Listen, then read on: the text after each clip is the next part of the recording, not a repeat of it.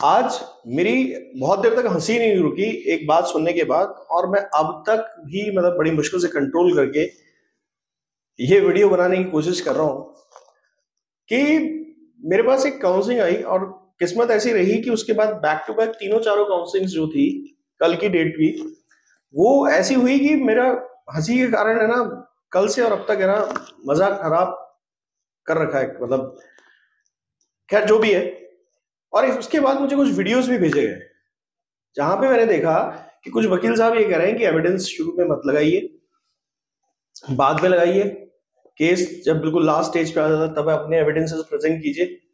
और मुझे लगा कि ये वो लोग हैं जिनका अच्छा खासा सब्सक्राइबर रेट है और बहुत ज्यादा बड़े लेवल पर ये लोग अपनी काउंसलिंग्स करते हैं, और इनकी पोजीशन ये है कि ये इतनी बड़ी गलतफहमी और इतना बड़ा रूमर कैसे फैला सकते हैं। और इनमें से कुछ लोगों ने उनसे काउंसलिंग भी ली है।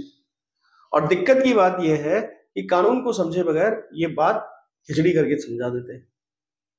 या तो उन्हें कानून की समझ नहीं है या फिर वो अपने क्लाइंट का नुकसान कर रहे हैं। कैसे कर रहे हैं, आज का वीडियो इसी विषय पर है। नमस्कार दोस्तों, मैं हूं राहुल सैफ और लीगल चैनल में आपका बड़ी खुशी से हंसते हुए स्वागत कर रहा हूं। आप अगर इस वीडियो को देख रहे हैं तो आपको एजुकेटेड होना बहुत जरूरी है, और अगर आप एजुकेटेड होते हैं तो आपको झूठे केसेस से निजात पाने का पूरा हक है जो आप इस वक्त फेस कर रहे हैं इस वीडियो को देखते हुए। अगर आप अपने केसेस से जल्दी बाहर आना चाहते हैं तो हम कुछ कोर्सेज चलाते हैं, और एजुकेटेड इसलिए करते हैं कि ऐसे गलतफहमियां आपकी जिंदगी में नहीं है। हम झूठे केसेस के खिलाफ एक मिशन चला रहे हैं, और ये कोर्सेज इसी तरह के मिशन को ज्यादा से ज्यादा स्प्रेड करने के लिए बनाया गया है, यानी कि आप खुद भी संचलित हों और दूसरों को भी इसके अंदर बढ़िया तरीके से समझा सके। आपके केसेस में जो रिसर्च और जो बहुत सारी चीजें आप ढूंढने में लगे हुए हैं वो सारा एक प्लेटफॉर्म दे देता है, वो है हमारा कोर्स। दूसरी चीज कि आप अपने केस के अंदर जाते हैं, लड़ते हैं, बहुत सारी चीजें फेस करते हैं, प्रैक्टिकल थियोरेटिकल सब तरह से। उस कोर्ट के माहौल में कैसे आपको सरवाइव करना है, अगर आप खुद भी केस लड़ना चाहें तब भी, तो फिर आप कैसे अपने केसेस से बाहर आ सकते हैं तेजी से, इन सब का सपोर्ट सिस्टम हम लोग क्रिएट करके देते हैं आपको। हर वक्त एक सिचुएशनल प्रोग्रामिंग आपको बन के मिलती है।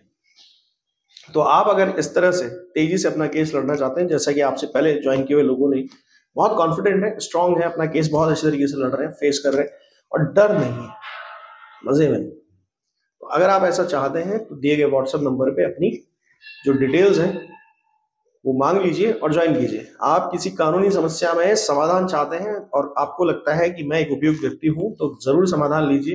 दिए गए व्हाट्सएप नंबर पे अपॉइंटमेंट बुक कराने के बाद आपको सोल्यूशन दिया जाएगा।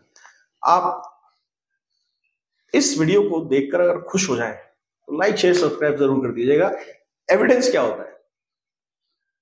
एविडेंस ही केस होता है, आज अगर आपको ढंग से समझना है तो। अगर ये एक लाइन पता है तो फिर आप कभी झूठे केस को फेस नहीं कर पाएंगे, आप उसे सिर्फ खत्म करेंगे। एविडेंस ही केस होता है, अगर एविडेंस है तो केस लगेगा, एविडेंस नहीं है तो केस नहीं लगेगा। इन्वेस्टिगेशन का मतलब क्या होता है? Finding the evidence. Evidence find करके लाना इन्वेस्टिगेशन होता है। जब इन्वेस्टिगेशन सही नहीं तो कॉग्निजेंस कोर्ट कैसे ले सकता है?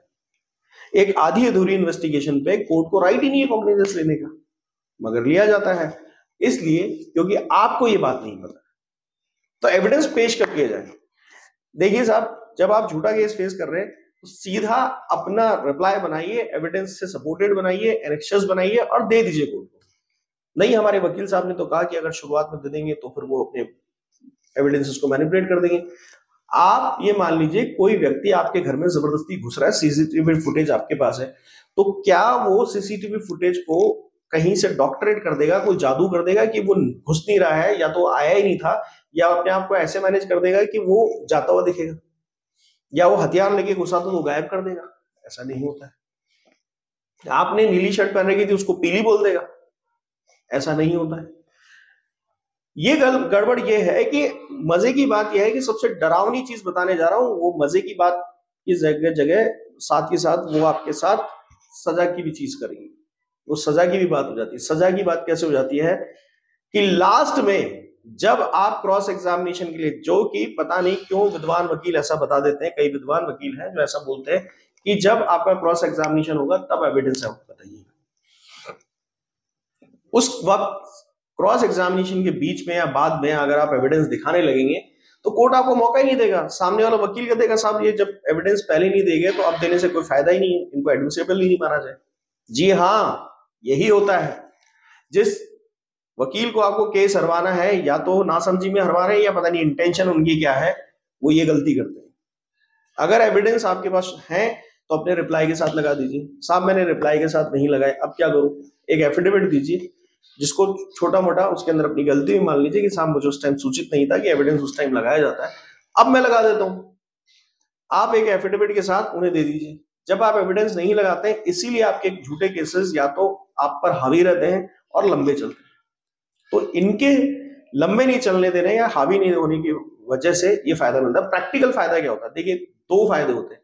अगर एविडेंस से सपोर्टेड रिप्लाई होता है तो अक्सर केसेस के अंदर कोर्ट भी इंक्लाइंड हो जाती है आपके हिसाब से केस को चलाने में। दूसरी चीज, कई बार ऐसा होता है झूठा केस लगाने वाला दौड़ जाता है वहां से केस छोड़ के, भाग जाता है कि यार इसके तो मजबूत मामला आ गया, वकील साहब ने तो फंसवा दिया हमें झूठा केस लगा के। क्योंकि जब आप एविडेंस नहीं दे रहे होते हैं तो उसका भी स्टेटमेंट होता है, आपका भी स्टेटमेंट होता है। क्योंकि वो पिटिशनर बन गया है तो कोई किसी पे ऐसे ही केस नहीं लगा देता है, इस थ्योरी पर आपका केस लड़ा जाता है। तो आपकी भी स्टेटमेंट है, उसके भी स्टेटमेंट, तो आपने उसके स्टेटमेंट काटने के लिए कौन सा आपने एविडेंस दे दिया? अगर वो एविडेंस देता तो आप पे केस और मजबूती से चला सकता था। अब वो एविडेंस नहीं दे रहा है तो केस बनता नहीं, जैसा कि मैंने शुरू में कहा कि एविडेंस ही केस होता है। तो अगर एविडेंस वहां पर नहीं है और केस फिर भी चल रहा है तो ये आपकी नाकामी है कि आपके पास एविडेंस थे, आप उसकी बातों को काट सकते थे, उसकी कॉन्ट्राडिक्शंस को काट सकते थे, बावजूद उसके आपने एविडेंस नहीं देके उसको आपको बराबर कर लिया। वो भी झूठा, आप भी झूठे, तो उसकी बात पे विश्वास कर लिया जाता है। इन सब चीजों से बचना है तो थोड़ा सा नॉलेज लेके घूमिए। ऐसे ही किसी की कही हुई कथनी पर विश्वास करके अपना जीवन खराब मत कीजिए। Thank you.